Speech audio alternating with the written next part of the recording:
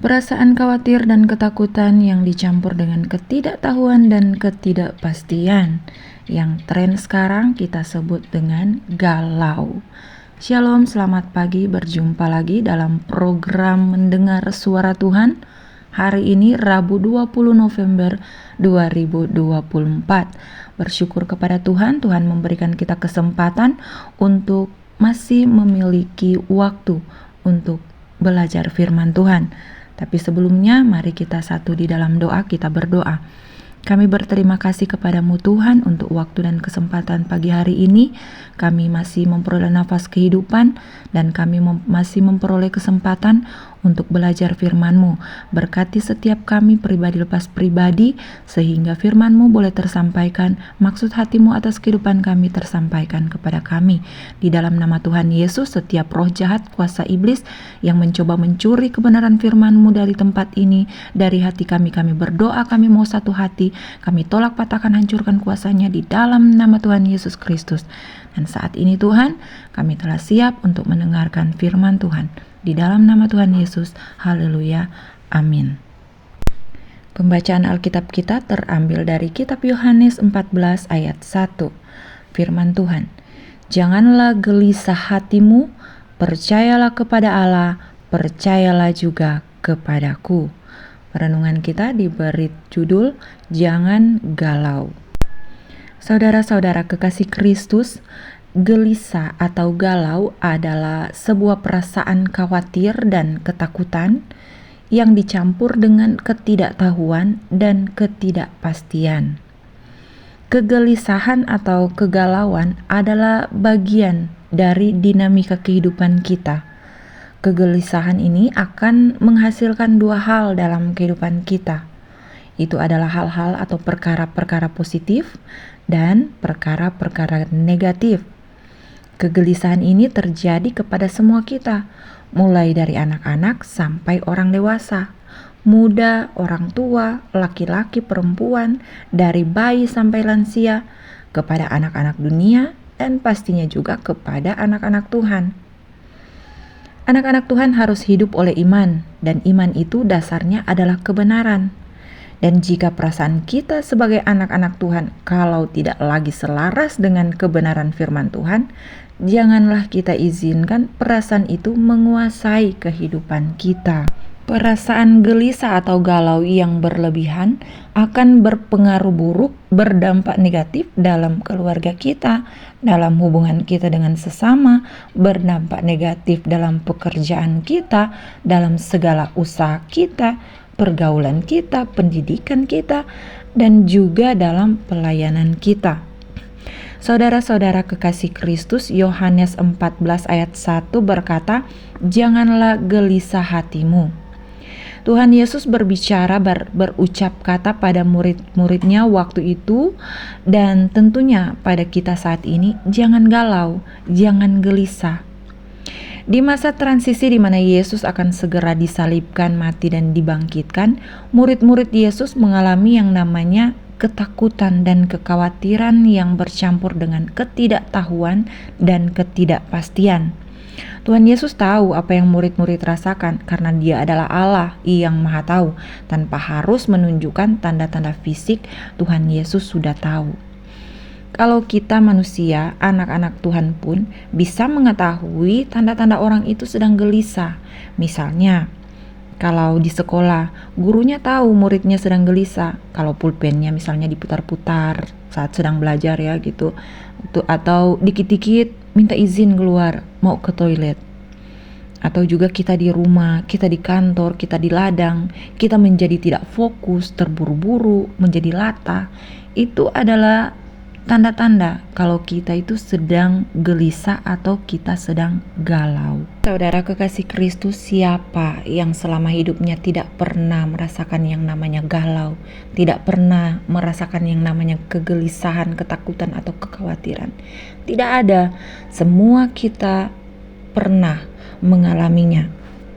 Sepanjang kehidupan kita, kegelisahan pasti ada dan akan terus ada. Namun firman Tuhan berkata, jangan gelisah. Terus bagaimana? Nah, firman Tuhan juga mengatakan solusinya. Percayalah kepada Allah, percayalah juga kepadaku. Dua hal yang Yesus katakan. Jadi saat Yesus memberi perintah untuk jangan gelisah, dia juga memberi solusi bagi kita. Percayalah kepada Yesus, percayalah kepada Allah. Percayalah kepada Allah artinya percaya keberadaan dan kedaulatan Tuhan dalam kehidupan kita. Dia adalah Allah pencipta langit dan bumi, Allah yang berkuasa, Allah yang ajaib dan heran. Mazmur 62 ayat 8 berkata, percayalah kepadanya setiap waktu, hai umat, curahkanlah isi hatimu di hadapannya. Allah adalah tempat perlindungan kita. Percayalah kepada Allah adalah pengakuan iman kita kepadanya.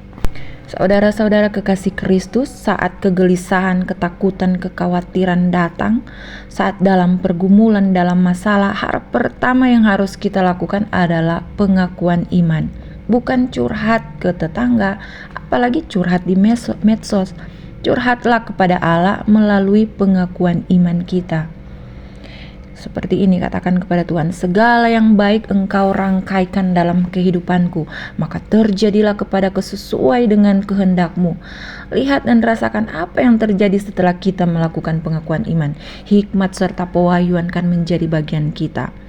Tuhan kan berbicara. Contoh, Eti mau ujian, belajar ya. Kamu mau menanam, lihat kalendernya dulu. Kamu mau investasi, pelajari perusahaannya. Kamu hanya harus mengampuni, melupakan cerita-cerita di masa lalu, biarkan itu menjadi sejarah. Lihatlah ke depan karena masa depan penuh harapan itu ada. Saudara-saudara kekasih Kristus, kita mempunyai Allah yang ajaib, Allah yang heran, Allah yang besar dan berkuasa. Akui iman kepadanya, percaya kepada Allah. Kemudian Tuhan Yesus juga berkata, percayalah juga kepadaku. Percaya kepada Yesus adalah tindakan atau ketaatan kita atas pewahyuan yang kita peroleh saat pengakuan iman. Jika Tuhan menyuruh kita mengampuni, ya ampuni. Memaafkan dan melupakan, ya lakukan apa yang Tuhan katakan. Disuruh untuk belajar, ya belajar. Disuruh cermat, ya jadilah cermat. Taat melakukan firman Tuhan adalah percaya kita kepada Tuhan Yesus. Galau, gelisah itu bukanlah dosa. Itu adalah alarm atau tanda dari Tuhan untuk kita mawas diri. Akhirnya saudara-saudara, berbahagialah kita yang tidak gelisah, tidak khawatir, tidak cemas, tidak takut, tetap hati-hati, tetap waspada, tetap berjaga-jaga, dan tetap tenang dalam namanya. Karena Dia yang berkuasa di sorga dan di bumi akan menyertai, menolong, dan melindungi kita tepat pada waktunya. Berbahagialah kita semua, pribadi di antara kita yang percaya kepada Allah Bapa yang bertahta di sorga, pencipta jagat raya adalah Dia, Allah yang maha dahsyat dan maha ajaib, Allah yang kita sembah, kita puji, kita muliakan, dan kita banggakan dalam satu nama, dalam segala nama, Yesus Kristus Tuhan kita. Karena Dia adalah gunung batu, kubu pertahanan, dan tempat perlindungan kita yang aman sampai pada akhirnya selama-lamanya. Demikian perenungan kita pada pagi hari ini.